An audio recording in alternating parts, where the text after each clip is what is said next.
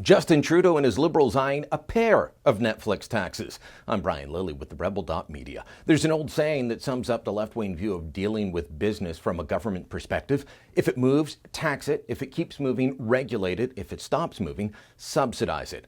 Well, the one thing that is moving now is online media, so it shouldn't surprise anyone that the Liberals are considering a Netflix tax, or two.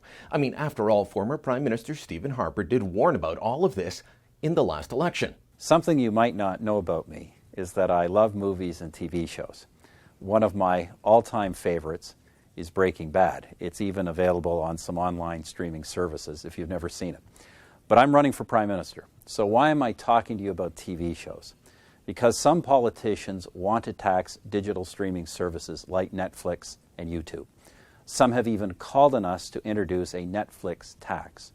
Now, Justin Trudeau and Thomas Mulcair have left the door wide open to doing just that. I'm 100% against a Netflix tax. Always have been, always will be.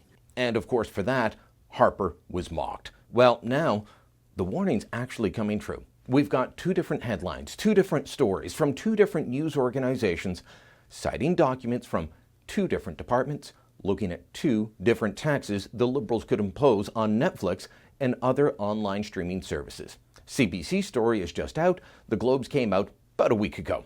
Citing the Heritage Department in briefing notes for their minister, Melanie Joly, the bureaucrats are pushing for the HST, the National Harmonized Sales Tax, to be applied to Netflix and other streaming services. Think Google Play or Apple iTunes. The argument is that Canadian-based streaming services must pay the HST, so foreign services should as well. The Trudeau Liberals signed Canada onto an international agreement just a month after they were elected, arguing that the tax paid and collected should be determined by where the customer resides, not where the service is purchased from. Netflix and its customers likely aren't crazy about this idea, but officially the company is staying neutral. A statement cited by CBC says Netflix collects and remits tax wherever they are legally obligated to do so. The sales tax is one thing, but it isn't the only tax the Liberals are looking at imposing on foreign services.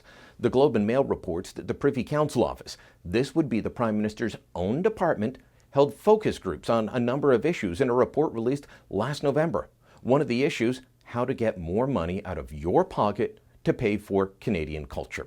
They want to keep propping up things like the Canadian Media Fund, a big pot of money paid for currently by money from your cable subscription. But with many Canadians cutting the cord, there's less money flowing in. So what to do? Well, tax something else. According to the documents reported on by the Globe, there were four options presented to participants on how to keep money flowing into the Media Fund. 1. Making telecom companies divert some smartphone and internet revenue. 2. Requiring foreign companies like Netflix and iTunes to devote a portion of their revenues, not their profits, their revenues. 3. Giving consumers the option of making a voluntary $2 contribution on their telecom or Netflix bill. And 4. Making telecom companies add an app to every smartphone sold in Canada that would provide access to Canadian music, TV, and film for between $5 and $15 a month, or a flat charge of $3 on the sale of all smartphones. The favorite options in the focus groups were forcing telecoms and foreign companies to pay up as long as it didn't increase the bill. Just dandy, right? Charge those guys I buy stuff off of, but don't let them pass it on to me. Let me read to you directly from the report. Of the four options presented, support was greatest for making telecom and foreign companies contribute to fund Canadian content. That being said, there was a strong desire for the additional cost to be assumed by those companies rather than being passed on to subscribers, especially with respect to cellular service in an industry that's considered uncompetitive. It was also mentioned that if foreign companies were required to contribute to fund Canadian content, there is also a risk that services such as Netflix decide to stop their Canadian distribution. Well, at least folks realize that taxing companies to death might chase them away.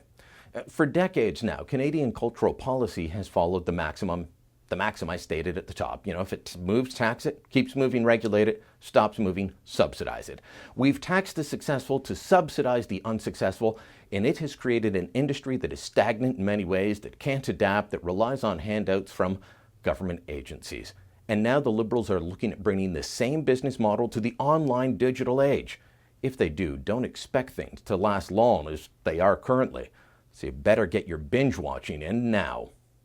If you like the video you just watched, make sure you click subscribe for our YouTube channel before they tax that, and head on over to the rebel.media and become a subscriber where you can access premium content only available to the cool kids.